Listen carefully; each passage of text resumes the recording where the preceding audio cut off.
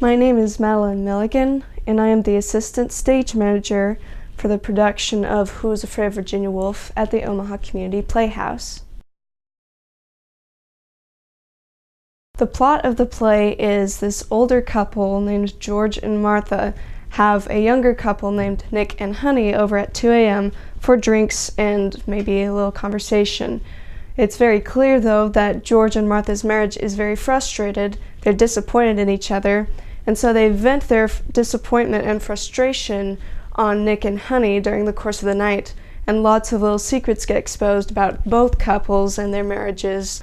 My experience with this play so far has been, I've been very busy because with this play there are a lot of props involved, especially books and drinks, most important drinks, because drinking is probably the most integral part of the play.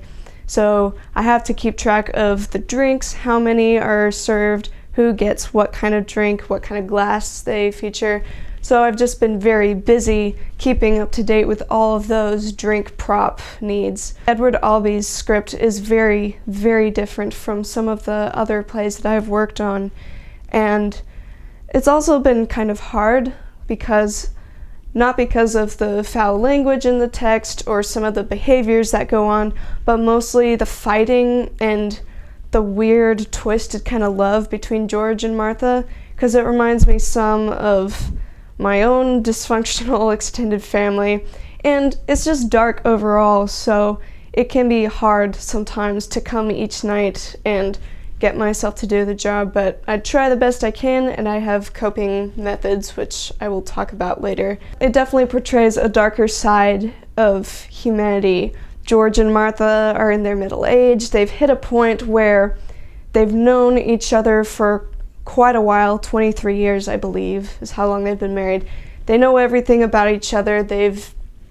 I think they've fallen out of love with each other, even though they still stick together.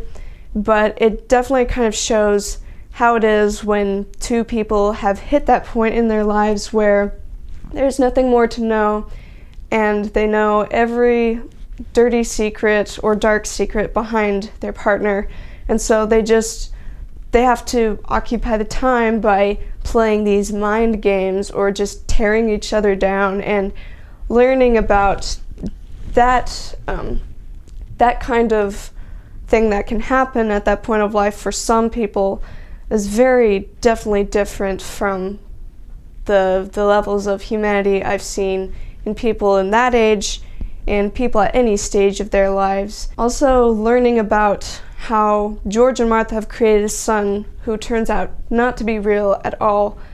Learning that they would create something just to keep them going and that they believe in it, even though the son is not real. It's very weird because trying to make sense of what that whole aspect of the play is supposed to be and how it plays in and what's real and what's not, they lie so much that it's hard sometimes to tell whether they're lying or crazy or being honest.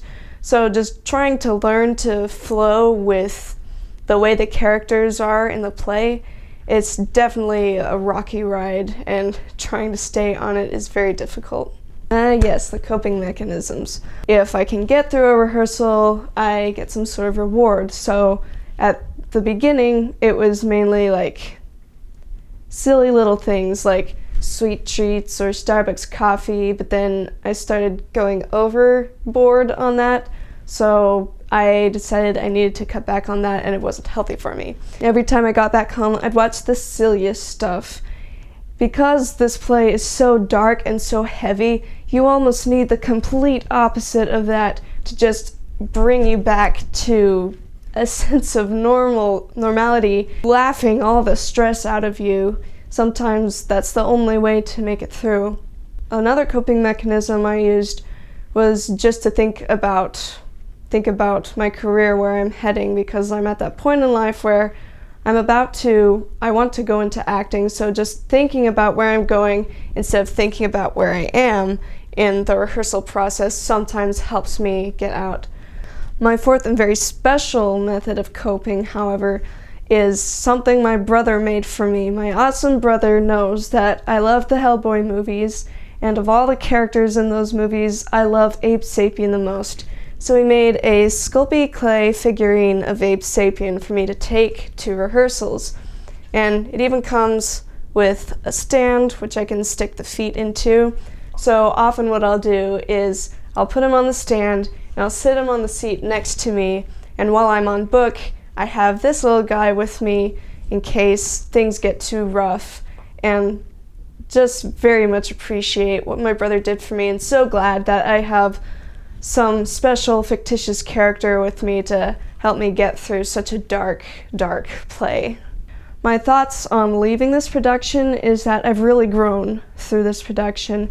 I've worked with a lot of people at the Playhouse over the past couple of years, but in this process, I've really gotten to know some of the people I work with even better than before. I work with them better as a person. I'm able to, as an assistant stage manager, I'm learning better how to just get into the swing of things, get down to work, do what I need to, even if it isn't asked, and be prepared for stuff as it comes along, like props needs. I will be better prepared as a theater person or a stage manager or whatever I end up being. I will be better off for the things I've learned working in this production, and I'm just so glad that even though this is a dark and tough play to go out on, I think also at the same time it's a very good one for me to go out on because I've learned and grown so much with this production. In some senses, I think this is probably the most perfect play that I could ever leave the Playhouse finishing, and I think I've really learned a lot through this process.